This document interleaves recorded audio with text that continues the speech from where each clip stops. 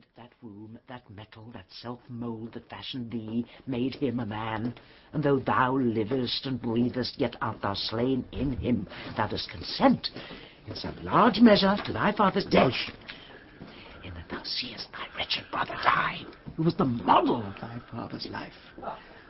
Call it not patience, thought, it is despair.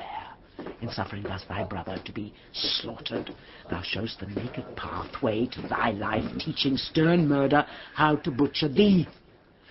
That which in mean men we entitle patience is pale, cold cowardice in noble breasts. What shall I say?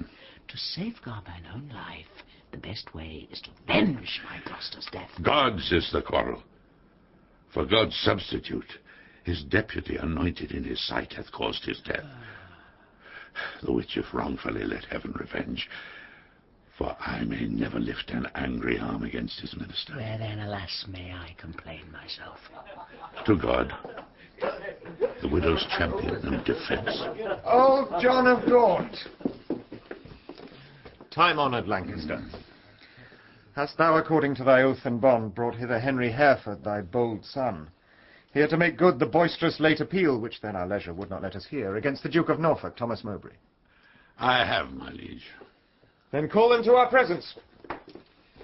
Face to face and frowning brow to brow, ourselves will hear the accuser and the accused freely speak. High-stomached are they both, and full of ire, in rage deaf as the sea, hasty as fire.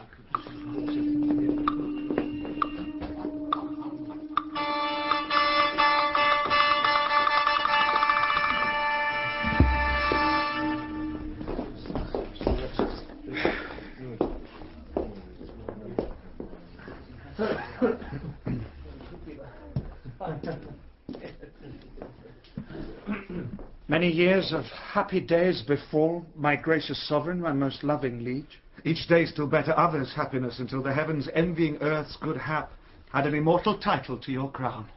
We thank you both. Yet one but flatters us, as well appeareth by the cause you come, namely to appeal each other of high treason. Cousin of Hereford, what dost thou object against the Duke of Norfolk, Thomas Mowbray? First, heaven be the record to my speech.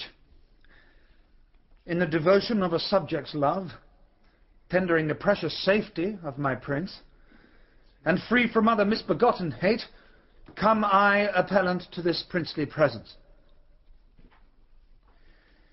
Now, Thomas Mowbray, do I turn to thee, and mark my greeting well, for what I speak, my body shall make good upon this earth, or my divine soul answer it in heaven. Thou art a traitor and a miscreant, too good to be so, and too bad to live, since the more fair and crystal is the sky, the uglier seem the clouds that in it fly. Once more, the more to aggravate the note, with a foul traitor's name stuff I thy throat, and wish, so please my sovereign, ere I move, what my tongue speaks my right drawn sword may prove. Let not my cold words here accuse my zeal. 'Tis not the trial of a woman's war, the bitter clamour of two eager tongues can arbitrate this cause betwixt us twain. The blood is hot that must be cooled for this.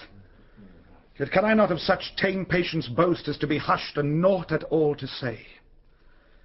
First, the fair reverence of your highness curbs me from giving reins and spurs to my free speech, which else would post, until it had returned these terms of treason, doubled down his throat, setting aside his high blood's royalty, and let him be no kinsman to my liege. I do defy him, and I spit at him, call him a slanderous coward and a villain, which to maintain I would allow him odds, and meet him were I tied to run afoot even to the frozen ridges of the Alps, or any other ground inhabitable wherever English man durst set his foot. Meantime, let this defend my loyalty. By all my hopes, most falsely doth he lie. Pale, trembling coward, there I throw my gage. if guilty dread have left thee so much strength as to... To keep listening to this audiobook for free, click the link in the description. It will take you to a free Audible trial where you can listen to this and many other books for free for 30 days.